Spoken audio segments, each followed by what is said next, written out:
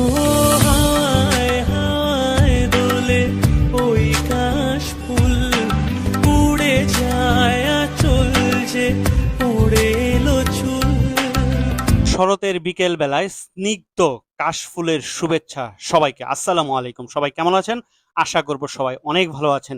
টুনাটুনি আজকে চলে আসছি শরতের বিকেলে কাশবনে। কাশবনে আসলে সত্যি মনটা অন্যরকম হয়ে যায়, মনটা আন্দোলিত হয়ে যায়, মনের ভিতরে অন্যরকম একটা ধুলা কাজ করে। এবং কাশফুলের মতো আমরাও আজকে টুনাটুনি সাদা ড্রেস পরে একেবারে কাশফুলের সাথে মিশে একাকার হয়ে যাচ্ছি। জানি না আজকের ভিডিওটি আপনাদের কেমন লাগবে, তবে আমরা দুজন খুবই এনজয় করেছি, নিজেদের মতো করে এনজয় করা।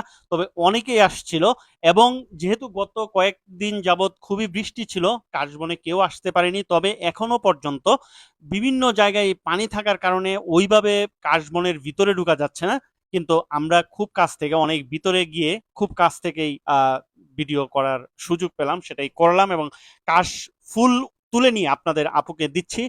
আপনাদের আপু অনেক খুশি, এবং সাথে সাথে আমারও মন অনেক খুশি লাগতেছে। এবং বিকেল বেলার যে বাতাসটা, সেই বাতাসটার সাথে সাথে আমাদের মনও আন্দোলিত হয়ে যাচ্ছে।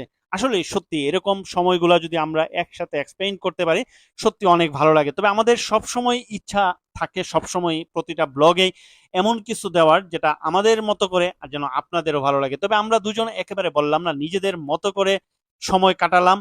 এবং আমাদের আশেপাশে অনেকেই ছিল, কিন্তু সবাই সবার মতো করে ছবি তোলায় ব্যস্ত, ভিডিও করায় ব্যস্ত, ব্লগ করায় ব্যস্ত। অনেকজন ব্লগারকে দেখলাম, তারাও ভিডিও নিয়ে ব্যস্ত। তবে এখনো পর্যন্ত ফেসবুকে আমি আমার ফ্রেন্ড লিস্টে এখনো পর্যন্ত কাশবনের এরকম ভিডিও এই বছর আপলোড করতে কারোকে দেখিনি।